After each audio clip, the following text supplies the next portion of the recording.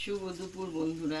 আজকে কি রান্না করবো তোমাদেরকে দেখাবো। তো আগে থেকে আমি মাছটা ভেজে রেডি করে নিয়েছি। দেখো, রুই মাছ বড় বড় পিস, তো এগুলো ভেজে রেখে দিয়েছি 6 পিস।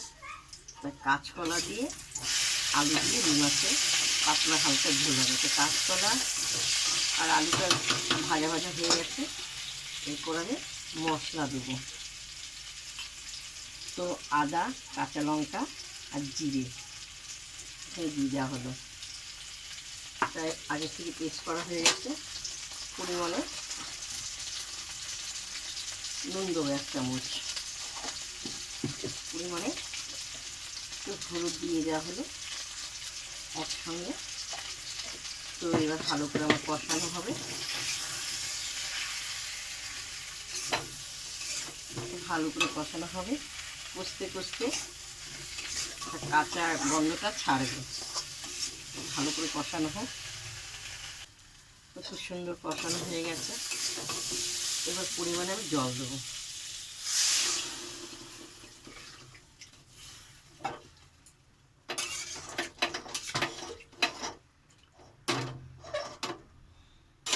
এরপর আমি মাছগুলো দিয়ে দেওয়া হলো।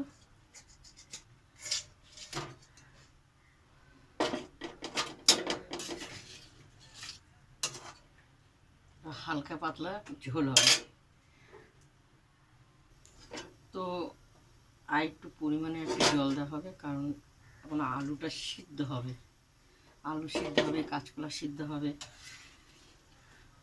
তো কাঁচকলার তরকারিটা রান্না করে দেবে, যতই তুমি ইয়ে করো কেরম রঙটা হয় না। তো আমি কালারের লঙ্কা দিয়ে দিলাম।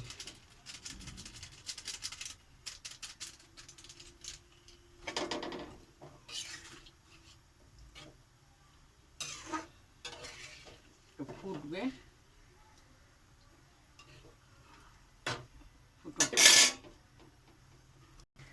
তো দেখো খুব সুন্দর আলু সিদ্ধ হয়ে গেছে, কাঁচকলাটাও সিদ্ধ হয়ে গেছে। এরপর আমি ধনে পাতা দেবো। কেটে ধনে পাতা দিয়ে দিলাম, সুন্দর গন্ধ বেরোবে।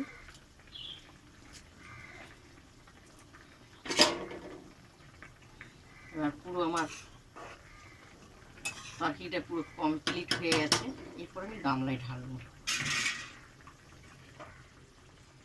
গ্যাসটা অফ করে দিলাম।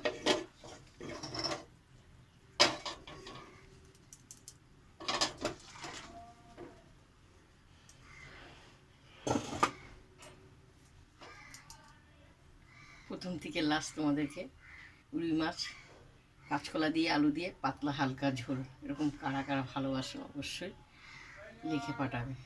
তো চলো, গরম গরম খেতেও ভালো লাগবে।